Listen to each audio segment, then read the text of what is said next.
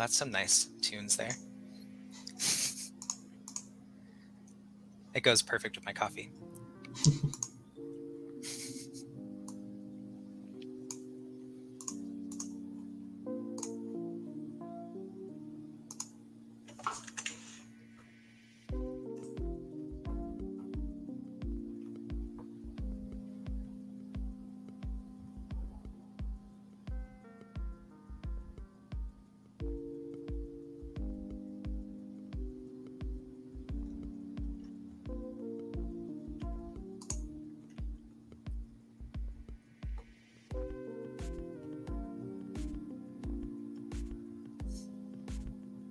Yeah, I'll probably give it about 5 minutes for people to trickle in, and then we'll start the presentation.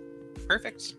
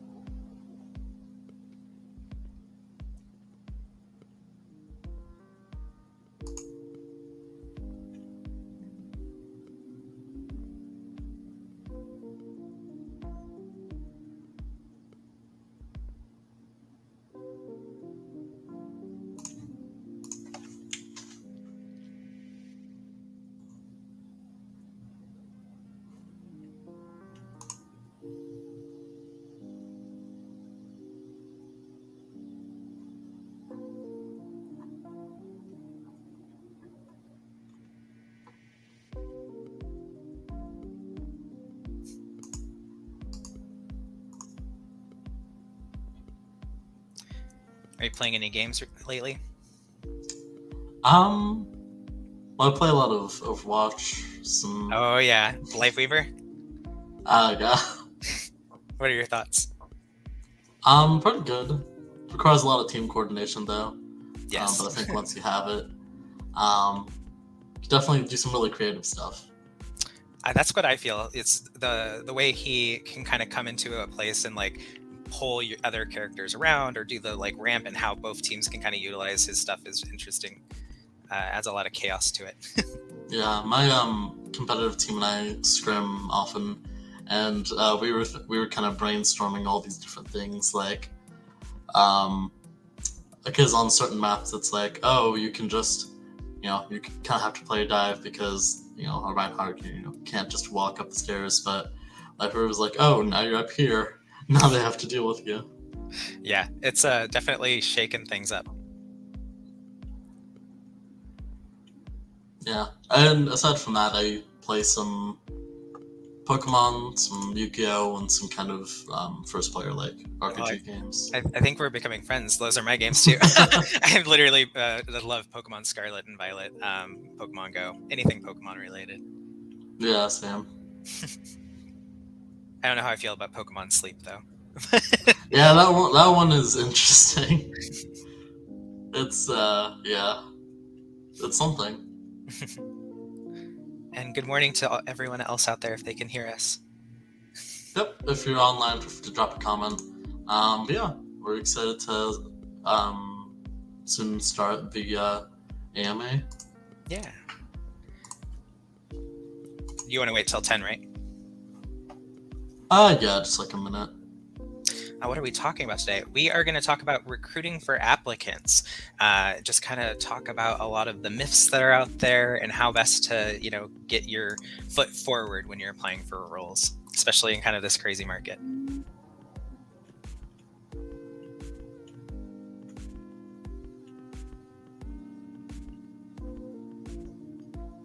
Yeah, I think Kip definitely has more knowledge on the recruitment side, but also if anyone's interested in just the general kind of game development side, I have some experience in that, so I can also give advice if people are like, how should I go about this, or where should I go to learn? I can definitely help with that too. Good morning, Betsy. All right. Yeah, I think we can get started now. All right. I'll go ahead and take things from here then. Or are you I don't want to take over. Nah, you're good. Okay. Well, hello and welcome everyone to Recruiting for Applicants. So introductions. My name is Kip Brookbank and my pronouns are he, him. I'm currently working with Undead Labs as their Senior Talent and DEI Program Manager. If you're not familiar with our studio, we are the creators of the State of Decay franchise, and we're also a limited integration studio under Microsoft. We're currently working on the next chapter in our franchise, which you may have heard of. It's called State of Decay 3. So what will we talk about today? So for today's presentation, I'd like to spend some time talking about my personal career journey and how I went from working in musical theater to working talent acquisition in games. I learned a lot about the hiring process before I was a recruiter simply by trying and failing to get hiring managers to see my potential. I picked up a few tricks along the way, and I'd just love to share those with you all. We'll also review job descriptions and look at the best way to ensure that you're a fit for the role that you're applying for. This can be especially confusing with all of the misinformation that exists on the internet and with LinkedIn influencers who aren't always the best source of information that's out there. I'll also cover applicant tracking systems and share some screenshots of our personal system here at Undead, which will show a view of what things look like on the recruiter's end when you apply for a job. We'll also go over some resume best practices and portfolio best practices just to ensure that you're giving yourself the best chance at being selected to move forward in the hiring process by a recruiter or even sourced by a sourcer on LinkedIn. And then lastly, I'll end today's presentation with a Q&A where I'll do my best to answer any questions that you have about the hiring process. So let's go ahead and dive in. So a bit about me. I graduated from Central Washington University with a degree in musical theater performance. I spent a year after college working in the Seattle theater scene, and I loved every minute of it. I quickly realized, however, that I didn't have the financial support network to maintain my bohemian lifestyle, and also apartments in Seattle are very expensive. So this led me to apply for my first job as a preschool teacher with Bright Horizons. Working in theater, I was lucky to make about $3,000 for a 4-month period, so I was ecstatic when I received an offer from Bright Horizons of $10 an hour, or roughly $21,000 a year. I stayed with Bright Horizons for about 5 years, and I worked my way up to an hourly rate of $16 an hour, which was the highest, at the time I was the highest paid teacher on site. So yeah, it's also worth mentioning that I spent 2 years with Bright Horizons interning with their recruiting program, and that's when I got a taste for connecting talent with opportunities, and it really resonated with me. After about 5 years, I was ready to shake things up, and I started my own company called Taradiddle Theater. This married two of my passions, my love for the theater and working with early childhood students. We taught theater enrichment classes for children ages 1 to 16, and over the 3 years that I spent running the company, we actually expanded into client centers such as Amazon, Microsoft, Wizards of the Coast, Starbucks, and Boeing. I loved owning my own company, but I did miss the connection and growth potential that I had working in a corporate environment. I also couldn't shake the feeling I had when I was partnering with recruiting at Bright Horizons to bring on talent. Having a job where I got to chat with people and meet folks every day seemed like the dream job for me, who I tend to be a chatty Cathy, so it was perfect. I was also a bit naive, and I figured that since I knew that I was qualified to be a recruiter, all of the hiring managers of the world would also think that I was qualified, right? I love Elle Woods, so I included a quote from Legally Blonde here, which perfectly captures my mentality at the time. Like, it's hard to be a recruiter? So here's the real picture here. So Elle Woods was my expectation. I figured I could land a recruiting job based off of my intern experience with Bright Horizons, but the reality for me was much more like this image from the Odyssey, and I spared you all from the eye poke there. I learned that in order to land the role that I wanted, I had to get a bit uncomfortable and work backwards towards my goal with jobs that could start to tell the story of why I would be the best fit as a recruiter. So I closed shop on Taradiddle, and I took a contract job working at Symetra as a customer support representative. Symetra is an insurance benefit company, so I was able to learn about how the company benefits are set up and a bit about the IME industry. For those of you who are fortunate not to know, an IME is an independent medical evaluation. It's something insurance agencies use to calculate benefits for insurance holders who are involved in an accident of some kind, most often car insurance.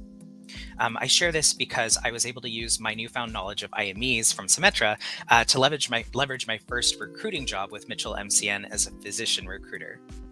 During my time with MCN, I learned a lot of the foundations of sourcing. Providers aren't often on LinkedIn, so conventional sourcing tactics weren't effective.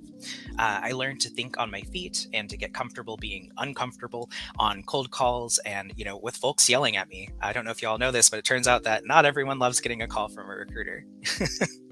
After MCN, I was able to land my first tech recruiter role with BeyondSoft. This was my first agency recruiter role, and I learned that agency recruiting is a whole other animal that moves really fast. While with BeyondSoft, I worked on a variety of large roles, in tech and program management, and I had to learn how to ask the right questions for my hiring managers to source for the candidates that they wanted to see.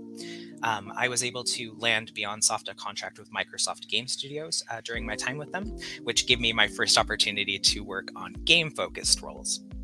However, I got my big break during the pandemic when I landed a senior recruiting position with Amazon Prime Video. As far as the timeline for those tracking, it took me about 4 years to go from Symetra to Amazon. It was a lot of hard work and lessons learned, but the takeaway that I wanted to point out here today is that with each new position I landed, I was able to learn new skills in my craft, as well as gain the titles that I needed to continue to climb my personal career ladder. After a year with Amazon, I pivoted to Amazon Project Kuiper before landing my current role here at Undead Labs. So hopefully this has been helpful. I often find with social media and influencers that they share their journey with a point A and then a point Z, but they could tend to skip all of the work and the helpful parts in the middle. Landing your dream job can be a huge challenge. And for the 98% of us who just don't know someone in the industry, the reality is that we have to work hard to tell the story with our work experiences that align with the roles that we'd like to land. So I'd like to just kind of pause there because I see some chat. Zane, is there any questions that I've missed before I move on? Yeah, let me start from the top. This one I'm pretty sure you've answered already, which is what we're talking about today. Awesome. And if there's nothing, that's fine. I just can kind of see it behind my notes. yeah, there's other questions as well.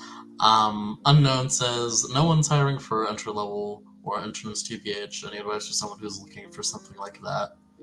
Yeah, honestly, it's just apply, but apply to roles that you're a fit for. And we'll go over that here. We're actually, the next slide is job descriptions and how to tell if you're a fit for the role that you're looking for. This isn't to say, it's a crazy market right now. It is pretty much, locking arms, trying to just get into roles and even be seen by recruiters. Just a personal example from my own experience here. We opened a role on Friday and, had over 300 people apply within the first 24 hours, which is astronomical for like how small our studio is. So it is definitely very competitive out there. But we'll look at some ways that you can target your resume and target job descriptions so that you can be better qualified. Awesome. All right, I'll go ahead and move on. It looks like that was the only question. Zane, is that correct? There's some other questions, but just give my 2 cents on this. Definitely right now there are some challenges.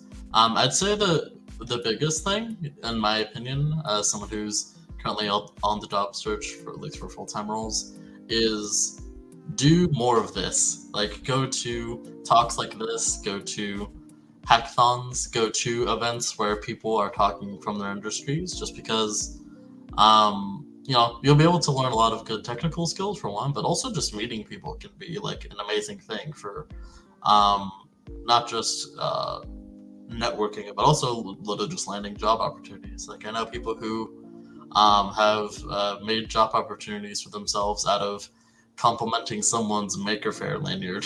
So that started a conversation. They're like, oh, we have an open position. So there are serendipitous interactions like that.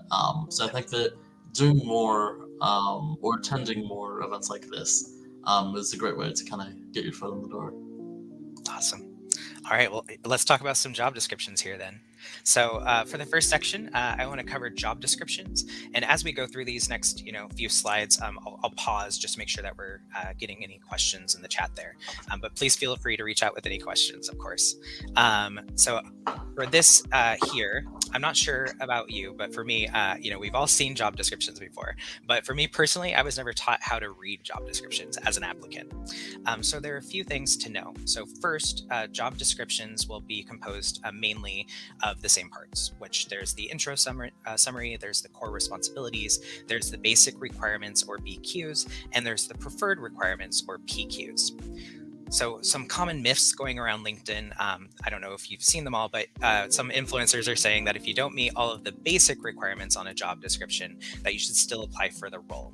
I do want to do the work to, tell people that this is unhelpful to applicants, because generally, if you don't fit the bill for the, the basic qualifications for a position, you'll be rejected by the recruiter. And then this in turn is, frustrating to applicants because they spent their time applying for the role and they feel like they were a good fit, but they just weren't going to be in the same caliber as others for the role. There are times when I will receive 100 applicants for an opening, and roughly 80% of the applicants don't meet the basic qualifications, which means I can't move them forward. It's no fun for me as a recruiter to have to reject folks, and it's definitely just trying to make sure that applicants are using their time effectively just to apply for roles that they're going to have a better fit for landing. Another thing to highlight with job descriptions is if you do meet the basic qualifications and some of the preferred qualifications, you just want to be sure to target your resume with those keywords. For example, in this job description here from us, it has a preferred qualification for motion builder and Python scripting. So if you were to have that experience, you just want to make sure that you include it on your resume, preferably with a detailed description of how you've used the tools. So did I miss any questions on job descriptions? I have another one I can share here too, but I just want to double check. Okay. Let's see. I don't think we missed any specific questions so far. One thing I will add on is just that, so as someone who's more on the applicant side than the recruiting side, I think it's definitely true that, it's not great for either side when you don't meet the basic qualifications for basic responsibilities for something. So I would encourage people to try and apply to roles that, one, you of course meet the requirements for, but also try and fit your resume to a particular role within reason, because it's pretty hard to make a custom resume for each role. That's not necessarily what I'm talking about, but if you can add a cover letter that's like, hey, there's this basic responsibility, for example, this one, knowledge of Maya or motion builder workflows, talk about maybe a time that you worked with Maya or worked on animation, just to get a bit more specific with it, and maybe add on that cover letter to your resume, and it'll definitely do a lot for you, because correct me if here, but at least with my experience, a lot of recruiters definitely appreciate help in learning where to place you, because there might be a role on a particular team, or there might be an open role, but then at certain companies there might be different teams where you might be applicable. So if you can provide more context as to which part or which team that you're interested in working on, it definitely makes it a lot easier for a recruiter to kind of place you somewhere. Yeah, and we'll touch on that here, because that also comes into play with even when you apply for a role, if you're not selected, you're still in their database for a year, which is a benefit to you, because with tags, that's how sourcing begins, and usually we source from the talent that's in the applicant tracking system first, which we'll get to all of that. I'm just doing a slow burn here, but so just to continue for the job descriptions. So I wanted to highlight a job description from Naughty Dog, so another studio here. While they don't use the exact same verbiage that we use, they are doing the same thing. So instead of basic qualifications, they're calling them skills, and then instead of preferred qualifications, they're calling them bonus skills. So again, for applicants, if you meet all of those basic requirements, absolutely apply. If you meet 90% of them, maybe apply, but just know that there are going to be others that are submitting themselves for the role or being sourced for the role that have all of it. So it might be better to use your effort on a role that you meet most of the basic qualifications for. Awesome. Yeah, so we do have one question here, which is, what if they aren't exactly hiring for a role, but you believe that you can do some really good work? Is it a good idea to reach out to a company? Yeah, it never hurts to reach out. I get a ton of applicants who just reach out to me via LinkedIn. They ask for informational calls. If I have the time, I'll generally do those. And most people in the gaming industry like want to help people, so they might take those calls. Where it is kind of a waste of time is if there's a specific role that you don't meet the basic qualifications for, but you think you can, bring something to it. I wouldn't approach it that head on, because all that, the hiring manager and recruiter are going to see is that you don't have the keywords there or the right like hard skills for it. So they're going to be more likely to not move forward or to have that conversation. But if you're like, hey, hey Kip, I'm not reaching out for a specific role. I just am really interested in what you do, or I'm interested in XYZ, that Undead Labs is doing. Do you have 10 minutes, 15 minutes to, take a call with me just to get some of my questions answered? And, there's actually, I don't want to blast him and I won't say his name, but there is someone, he is a student in Texas who did that and reached out to me back in November. And we've actually had like 3 calls now, just because throughout our conversations, I was like, hey, I think you have a good head on your shoulders, and that you are going to make a really big impact in the future. So I'd love to help mentor and guide when I can. Yeah, I think it's definitely valuable, even if you aren't necessarily getting like a straight job or an interview, like just talking to people and asking what you do, because especially if you're interested in a particular company overall or a particular industry, like recruiters can definitely provide a lot of insight. I know that I used to work at General Mills as a software developer intern, and I talked with a lot of people from like data engineers to software engineers, asking like what they do and kind of like learning more about their role, and also game developers, because they made things like Chex Quest, and I was gaming is something I'm passionate about, so it's something I'm interested in, especially with my nonprofit. So yeah, there's definitely a lot of opportunities out there that you can only really find if you talk to people. So I definitely encourage you all to do that, just in general, whether it's a recruiter, whether it's just someone at a hackathon who has worked for a particular company. Absolutely. Awesome. I'm going to go ahead and move forward. Is there another question? Did I miss one? Previously applied for a job.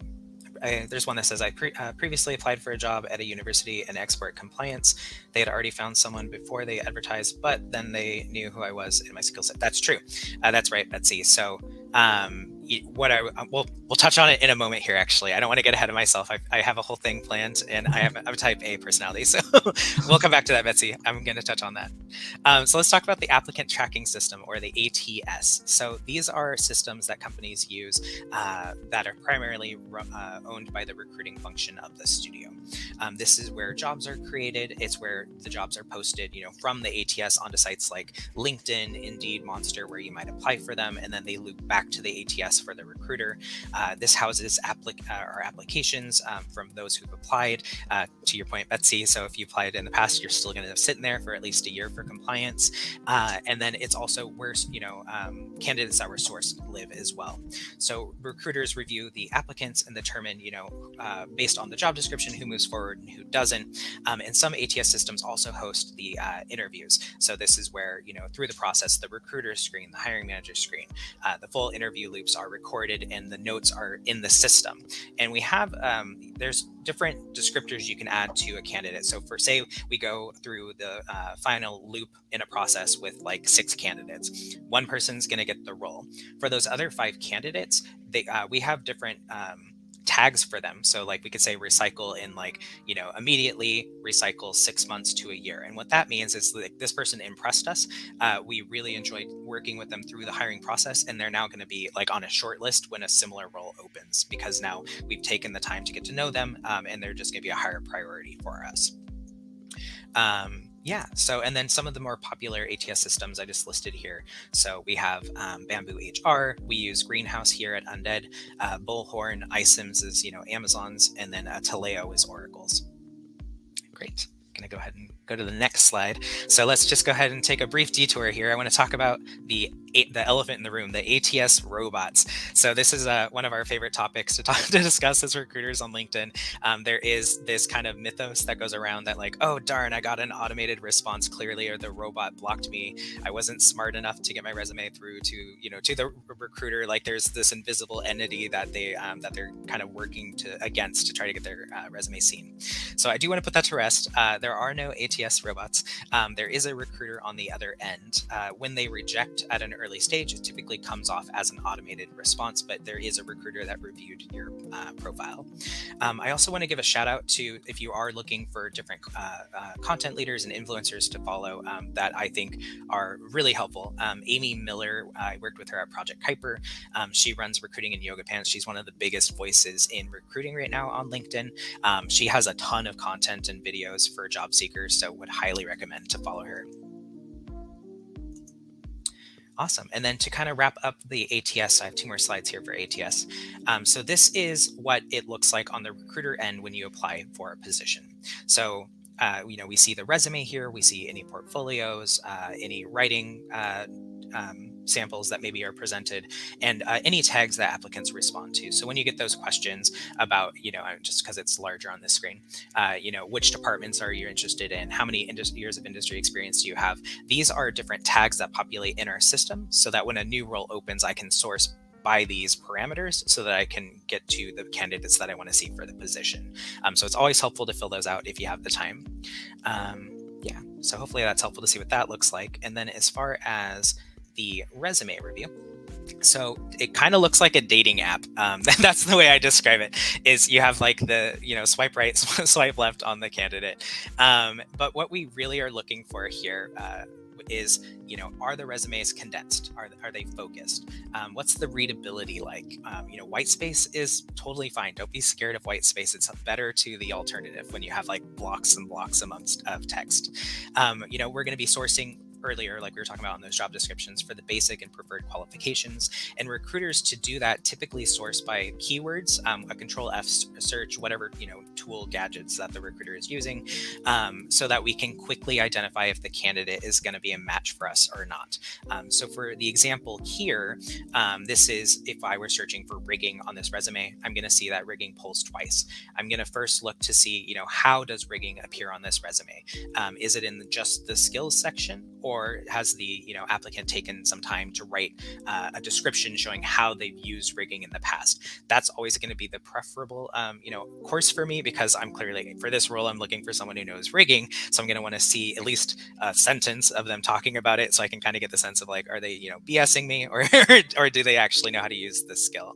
Kind of to one of Zane's points earlier, you have to kind of assume that your recruiter could come from any knowledge level. So some recruiters are incredibly knowledgeable in their space. They can talk shop, they can, they're more technical. Other recruiters are really excellent sourcers, and, they're just kind of a jack of all trades trying to make it, in like a different, discipline field that maybe that they're not familiar with. So being as clear as on your resume as possible for anyone, like common language is going to be helpful. Don't use acronyms because the recruiter might not know the acronym. So maybe you have this skill, but if it's an acronym the recruiter doesn't know, they might pass just because they don't realize that that's what you're saying. Yeah, so the other thing to kind of know here is with the kind of focused sourcing, recruiters typically spend about 10 seconds reviewing a resume to determine if they're going to move forward or not. And that's why it's really important to have targeted resumes that have the BQs and the PQs listed very plainly and clearly targeted for that job description, so that the recruiter, when they go by quickly, is like, yes, this person's a fit. And the reason that we don't spend a ton of time on each resume is because, in cases there's 100+ people, there's so many candidates to get through that we just need to be, thorough with our time. Because I think the other thing that can be forgotten is that recruiters have our own metrics that we have to adhere to and maintain. It changes company to company, but like during my time with Amazon, it was very restrictive. So like you had to make 2 hires a month. You couldn't spend all day just reading everyone's like interests on their resumes. A couple of safety tips here just for resumes: don't include your full address. It is perfectly fine to just say your state and your city. or sorry, your state and city. That's right. And then don't have photos on your resume. Never really know where it's going to end up, so it's better just not have too much, identifiable information. Awesome. Did we get any questions here? Are we good to continue? Yeah. Someone says, someone told me that it's better to leave out the profile/tagline section during the start of your career. How well does it fit according to you? I think that unknown, and correct me if I'm wrong, but you mean like the 2-sentence summary at the top, kind of saying what you're targeting? Yeah, I think that, like, on the example you have on screen, like the profile section. Oh, okay, yeah. It really depends. I think all things with resumes depends. Everyone wants to be a subject matter expert and tell you like this is the path forward and this is what it's going to land you the job. But the reality, it depends on all the biases of the recruiter, the hiring manager. What do they want to see? For me personally, I like seeing a profile or a short summary, just because it tells me that the person's targeted and that if it's way off from the role that I'm hiring for, probably the person did this as an afterthought. But if it's really targeted, I can say, oh, this person put in a little bit more effort, so I like that. Is it gonna, like, if it's not there and that you have all of the skills and experience and you meet the basic qualifications, am I gonna reject you? No. Like, you're gonna still move forward regardless. So yeah. What sounds okay? Yeah, I just thought there was a question. Awesome. All right, well, we can move forward. I think those are all the questions from viewers, but one kind of question I had was, are there any kind of common pitfalls you see from people who meet all the basic qualifications for role, but in terms of resume, are there any like common pitfalls you see people falling into, whether it's like not explaining certain parts of the skill set well enough, or things like that? Absolutely, and we're going into the resume section, so we'll talk about all that.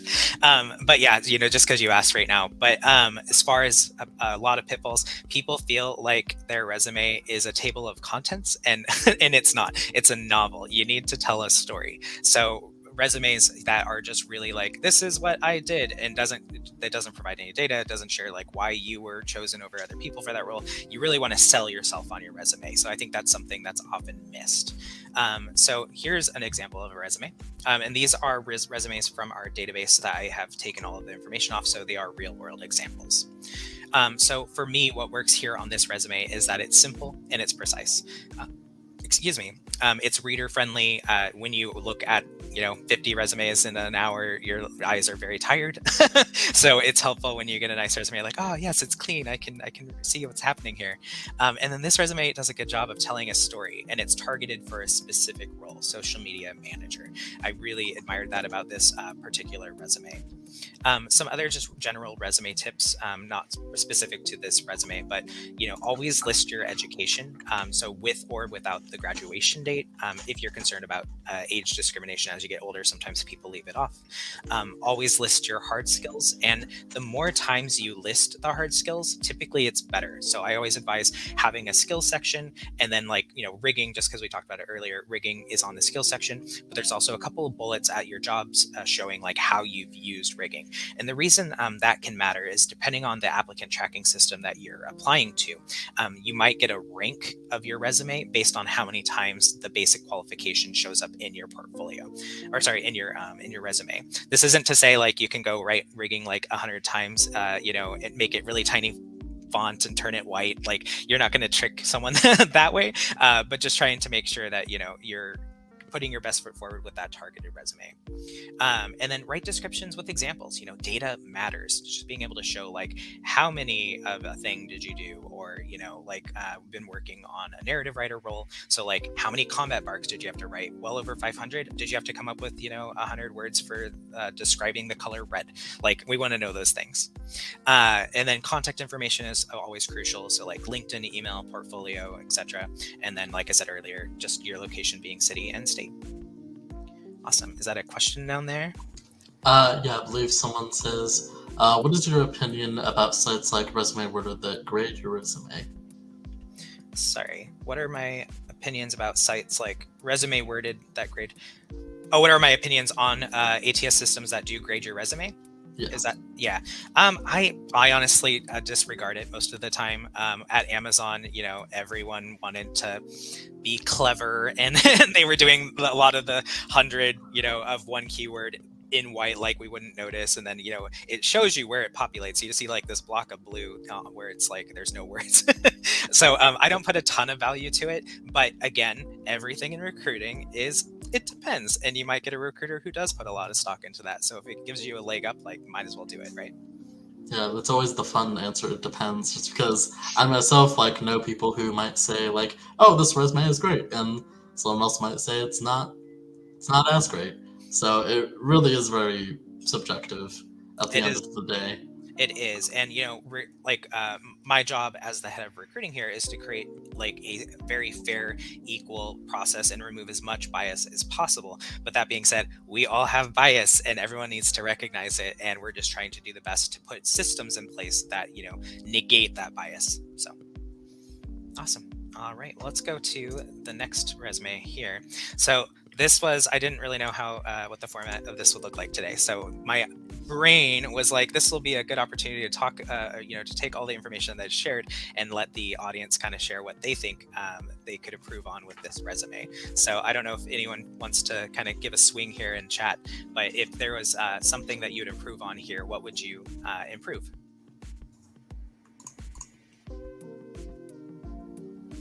So asking, what could this person improve on with this resume? Exactly. So, what would you do if this was your resume to make it a little bit more targeted or focused or more descriptive?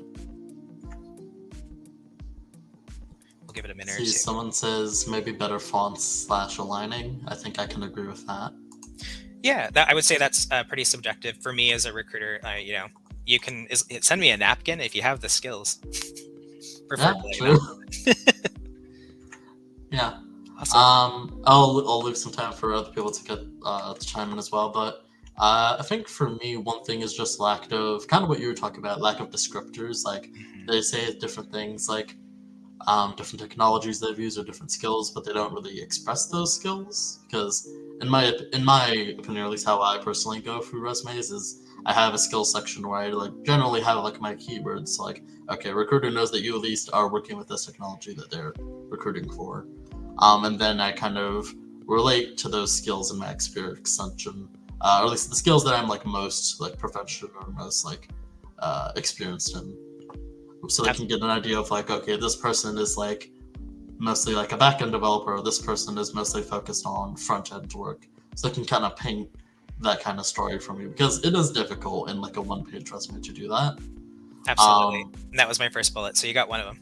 Yeah, one thing I would say is that personally there's a lot of quite a bit of space that they could be using up here. So they could just add more detail about so under education they could add a particular course that was very relevant if they wanted to, or more statistics on experience or their project. So for example, what tech they used, or what impact that their project had if they were working at a company. Absolutely.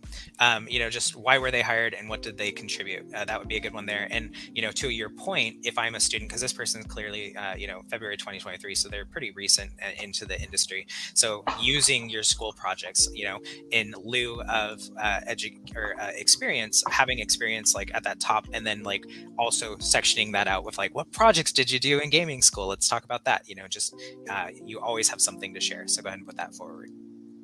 Yeah, someone else says, I've always been told to use strong active words, so managed, authored, coordinated, developed, things like that. Yeah, so the words somewhat matter, but honestly, no one's that clever, and recruiters see those words all the time. Especially with 10 seconds to look at it. Yeah, exactly. So that's not really where the focus is. Yes, that's not wrong. You want it to sound good when we read the sentence out out loud. But it's more important that the data's there and that you're telling that story. The other thing to kind of be cautious with your language is to use tools like gender decoder. So a lot of the work I do, especially when writing job descriptions, is running things through gender decoder, which shows me like masculine and feminine coded words, because depending on who you're talking to, they could be put on or put off by the words you're using.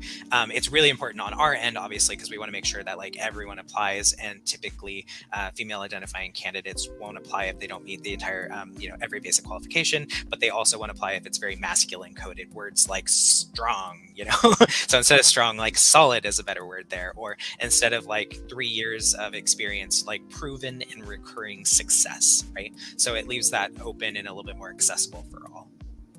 Awesome. All right, next resume. Okay.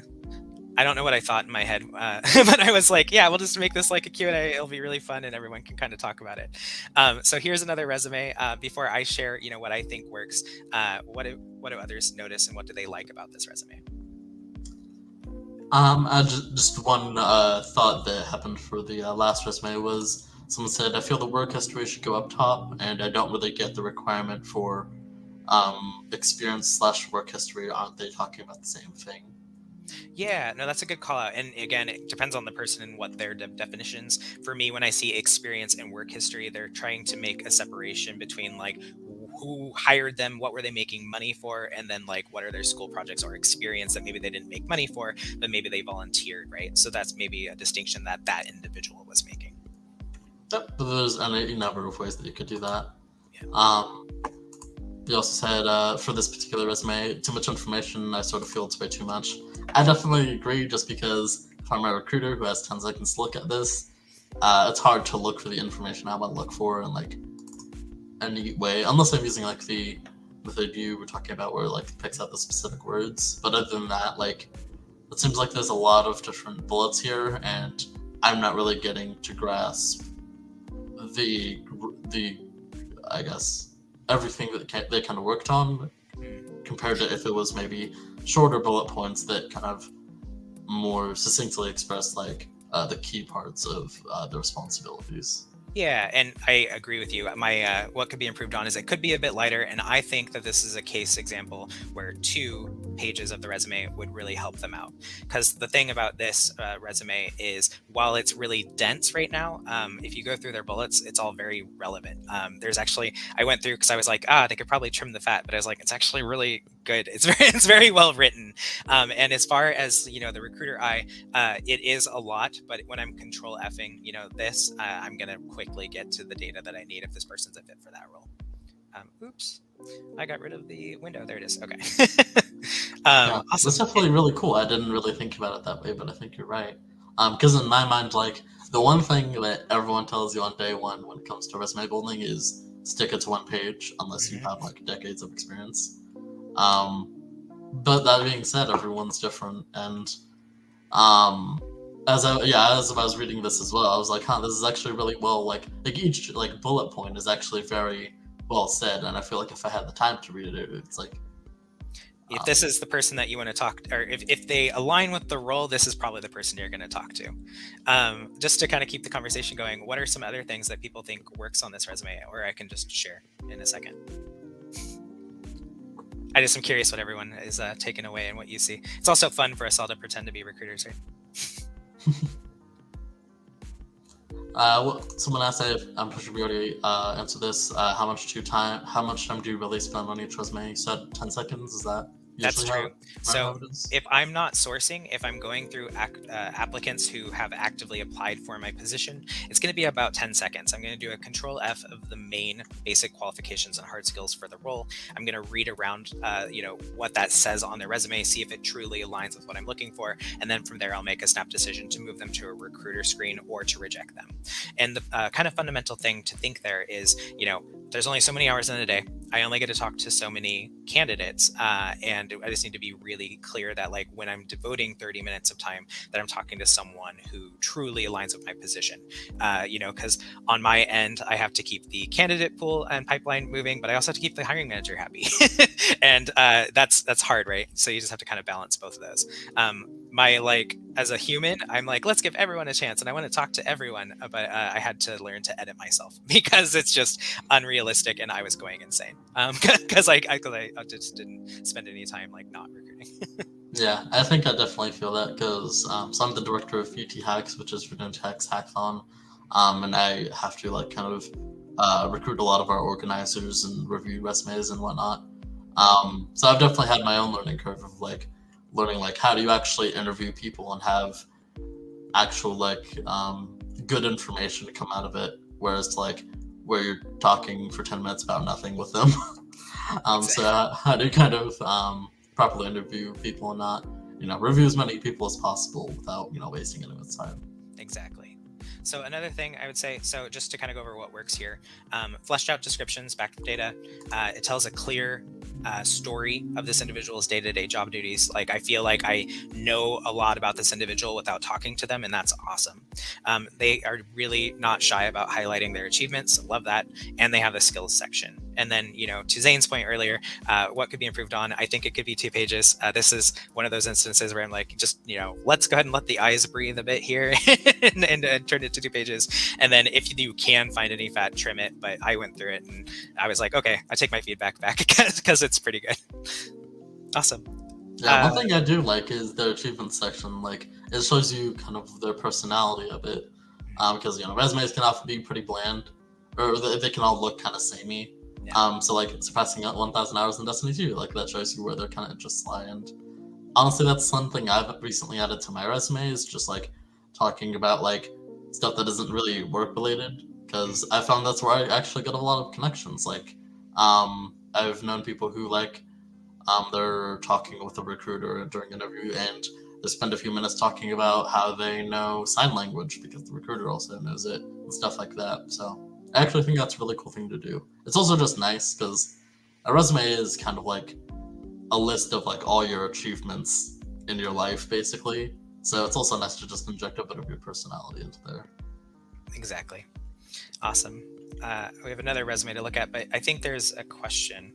Yeah, do you view digital portfolios first? Is that the next one? Yeah, I wasn't really sure what the question was asking, but they said, do you use standard resumes to decide whose digital portfolios to review, or do you use digital portfolios first? Oh, no, that's a good question. I know what Betsy's saying. It really depends on the role. So if I'm sourcing, I'm like on ArtStation, I'm going to obviously look at the portfolios, see like who has the skills that I'm looking for, like what looks sharp. I'm probably going to reach out to them first. If someone applies, I'm generally going to see their resume first because, again, I can quickly, control F that resume, see if they have the skills that I need, and then if it looks great, that's when I'm going to go to that portfolio. And the next slide covers portfolios and best practices, so stay tuned. And then someone else asks, where do I find internship/work as someone under 18? That is a good question, and I think it's probably going to be complicated. I think that's, most likely it's going to be through someone so networking, because you're going to need someone to kind of, find that opportunity for you or help you connect for that opportunity. Another thing you can try is Amazon. Companies like Amazon, they'll have entire divisions devoted to student programs. So if you find a recruiter involved with one of those programs, you might be able to, talk your way into getting something set up as well. But what I would really advise, especially if you're under 18, is that's a good opportunity to start building out your LinkedIn profile and start trying to connect with recruiters, at studios that you're interested in, connect with devs that you're interested in, compliment them and see maybe if you can get 10 to 15 minutes. Even having those short conversations with those individuals start to give you insights that you typically wouldn't have into their day to day, which is, pretty invaluable as well. Yeah, and then our last question is, how do you feel about watermarks? I could just like watermarks on a resume. I don't know if I have an opinion. Yeah. Maybe not if you don't need them. Yeah, lots of government programs. Similar. Oh, okay. Sorry. Yeah, I think that was the last question. Awesome. All right, so we have our last resume here before we look at portfolio. So as far as what works and what could we improve on, just for sake of time here, I really like that this resume includes a summary. Summaries are a good way to target your resume with a lower lift. So if you have if you're applying for one specific discipline, that's gonna be great. You probably have one resume for that. But if you're like a program manager and you also can do like recruiting tasks, you're probably gonna have two separate resumes. One that's gonna like share your story in a way that reads well for a recruiter, and one that shares your story in a way that reads well for like a program manager. But on both of those, if you have a summary, that's like it's a much less of a lift to rewrite like two lines than it is to like redo the entire resume. So that's something that I think is really smart. Another thing that I thought went well on this resume was that they list their skills and technical proficiencies out. Really just want to keep calling out like skill sections, technical proficiency sections are really helpful, especially because it gives you another way, like organic way to include a hard skill that could be a keyword multiple times. Some things to improve on this resume. The description highlights, the duties, but it could use more data backed descriptions that show challenges that they solved, actions that they took, and an outcome that was a result of their actions. Because the reality is like right now, everyone in tech is like trying to get a job. Everyone has really similar experience, and even when you think that you're the star of your own story, it's not always the case, and it starts to when you look resume to resume, it all looks like the same person. So how do you how do you tell the story, how do you share like why you're the best fit is increasingly more valuable. And then this is the inverse of that other one. This one could be condensed to one page, in my opinion. They have a little light experience, and it feels like they just got excited. But I was like, okay, I don't know if it really needs 2 pages here. Awesome. And is that a question? How do you strike a conversation without monopolizing it? Reaching out. Yeah, they feel like sometimes like if they're wasting someone's time or if they're just reaching out, that they just want a job. Yeah, at least my kind of take here is I wouldn't reach out if that's my mentality, because you could leave a bad taste in that recruiter's mouth, and they might just feel kind of used, or they might just completely ignore you because they have hundreds of candidates that they have to go through anyway, and they just don't have this space. So going in with a clear goal of what you want to get out of the conversation is really going to be useful to you. So like if it's with a recruiter, you're going to want to talk about company culture, things that a recruiter is going to have a say in, how their hiring process. What do they want to see on resumes when they're reviewing them? Because it changes recruiter to recruiter. If you're going to have like a technical conversation with like a game dev, going in like how do they make their decisions? What how do they design with accessibility in mind? Just coming up with questions that really start going to the root level of any individual, which is like everyone loves talking about themselves, and everyone that's in the industry is passionate about what they do. How do you use that to your advantage to keep that conversation going organically, right? And then the other kind of caveat with networking isn't like, hi, we had a call, we made a connection, give me a job. That's not that's not networking. Networking is kind of like the kid I've been talking to in Texas has done. Like we now have had 4 months of like a couple conversations here and there, and he's now just kind of in the back of my mind that like should a position open, I'm gonna be like, oh, that's someone who has shown initiative, we've had great conversations, I would probably put them forward for a position, and I'd feel comfortable doing that because of the conversations we've had, and we built that trust. It's not easy, none of this is easy, so just want to make sure that that's clarified, but it is completely achievable. Yeah, one thing I'd add on is that if you're having a conversation or like a networking conversation, you definitely shouldn't be monopolizing the conversation. You should really mostly be listening, because at the end of the day, that's kind of the goal, is to learn information about the other person. So really, in my opinion, it should mostly be listening. And maybe you throw in a few things about like, oh, I kind of relate to that experience because of XYZ, but really it should mostly be listening in my experience. And yeah, at the end of the day, like if you're expecting like a job at the end of that conversation, like it's just not going to happen. So I would just go in with the mindset of like, okay, at least I can get one person's perspective on like my resume, or something like that, where I can get perspective that can lead to me making changes that might, lead to better job opportunities. Absolutely. And something else, just because you reminded me of it, Zane, like one of our key values here is does the applicant have a growth mindset, right? Are they interested in learning and growing for the sake of learning and growing? That's, something that can't be taught to individuals. But if you have it, you're going to do really well. 44 asks, how can I show someone that I've done stuff and I'm ready for something? Is a portfolio website necessary, or is something like my dev post page or GitHub page enough? I think that is a perfect segue into portfolios. Let's talk about portfolios here. I actually added this for this chat specifically because I was like, oh yeah, games, they're probably going to want to talk about portfolios. So we'll come back to your question. Let me just get through this and then we'll talk further. So there are 4 guidelines for portfolio reviews. And this comes from me. It comes from my hiring managers. Also, my fiance is a director with one of the biggest gaming studios, and these come from him too. So number 1, less is more. Unless it's your best and recent work, don't have it on your portfolio. You would be shocked by the amount of applicants that apply with, it's clearly like, I get where their headspace is. They're just like maintaining a site and putting like whatever they've done on it, recently, just kind of like trying to desperately fill it. But that actually does a lot of negative in the long run, because if a hiring manager sees it, they might look at it as like, oh, this individual, even though they're coming out of a place of like putting like whatever they're working on there, the hiring manager might say like, oh, this shows me that they don't have a good sense of judgment of what they think is good or is not good. So that's something you could kind of step in there too. So always less is more. Second rule, credit where credit is due. Always credit yourself and credit others who've contributed to the project that you're showcasing. Make it clear what you owned and what you didn't own. Nothing is worse than, and this has happened, nothing is worse than I get on like a screen with a candidate, we're talking through their portfolio, and then I learned that like the 3 main things I liked about their portfolio, they didn't do. And then it's this awkward, like, okay, but you don't actually have the skills for the role. You kind of were being untrue or unfaithful. I guess you were submitting it in a way that you were trying to pull one over, right? Swiper, no swiping. Third rule, have a lens. You want to be specific about who you are as an artist.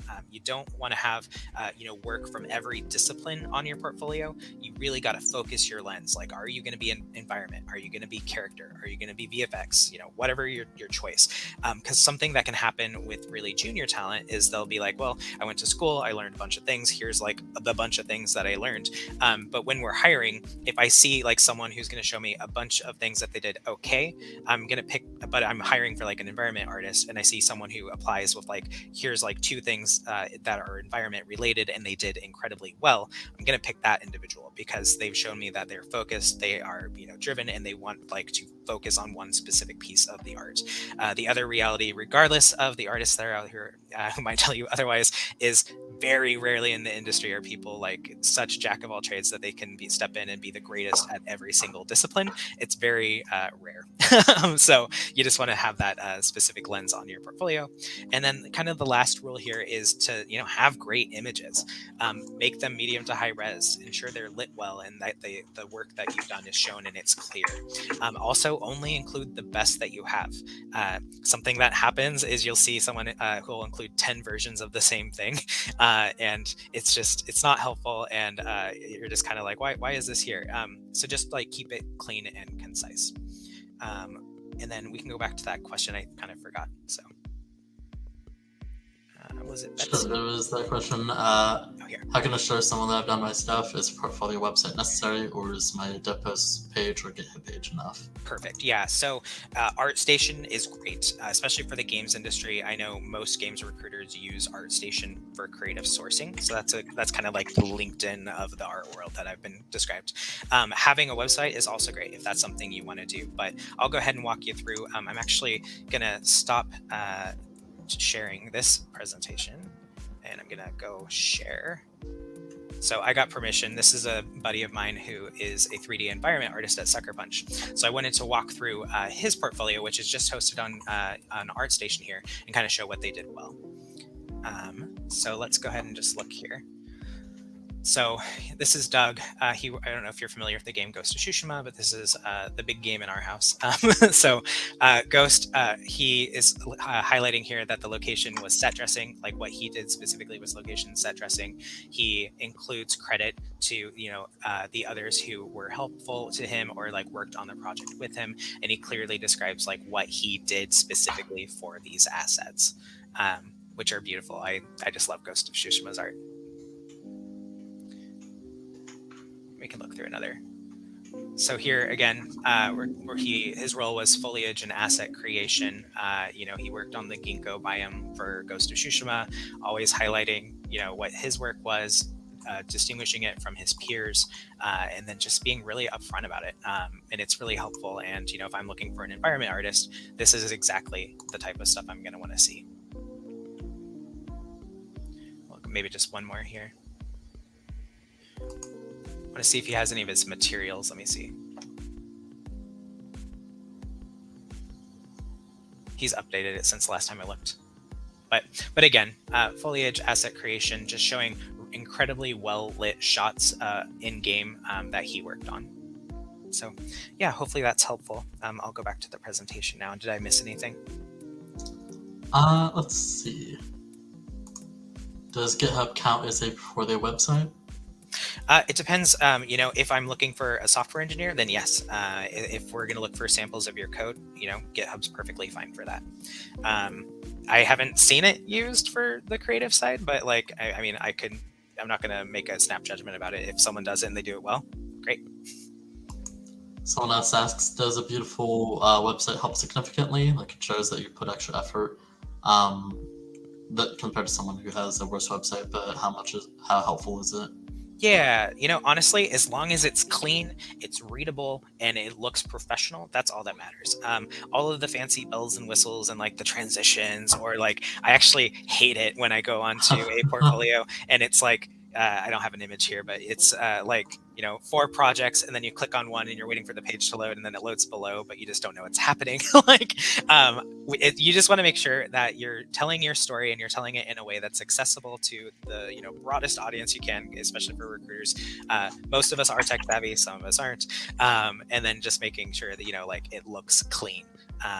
I don't have any examples here because I'd have to go get some NDAs to show those off. But I think if you look at a portfolio, you'll have kind of a good instinct to know if it's clean or not.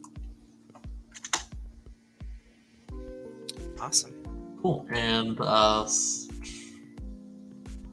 people just commenting on how good it looks. Ghost of Tsushima.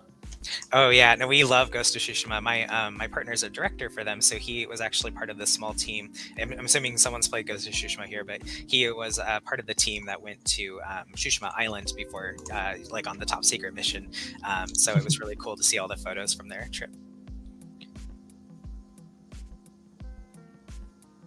Awesome.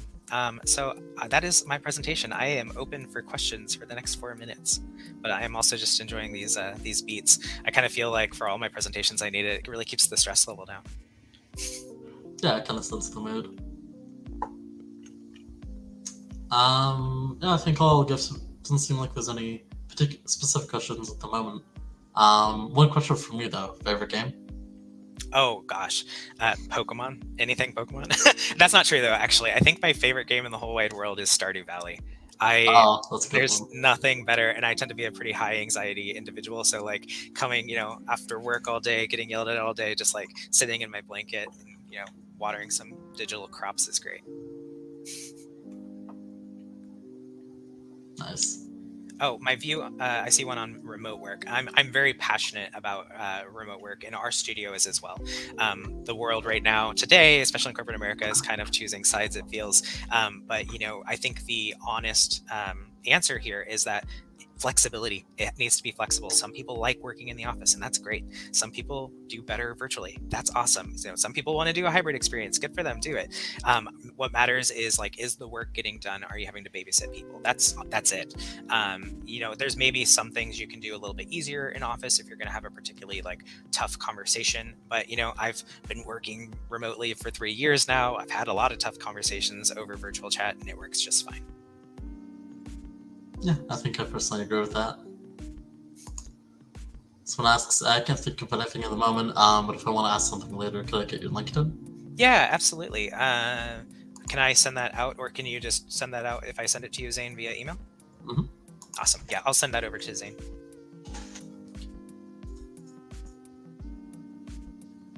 Oh, did I say that because Zane is here? No, actually, Zane told me he liked Pokemon, and I was like, "Oh, we're gonna be best friends." I'm literally like sitting with my Switch here, which of course is like. Blink 3 times if you're being held. Oh, jeez. Let's see. Just so I can kind of put it in chat, what's your last name again? My last name is Brookbank, so Brookbank. Kip Brookbank. Okay, I've got it. Awesome. I love the glasses you have in your LinkedIn photo. Oh, thank you. I'm kind of known for my glasses. I think I have like 25 pairs, and I switch them up all the time. I put it in chat for everyone. Awesome. Thank you for doing that. Right. Does anyone else have any questions?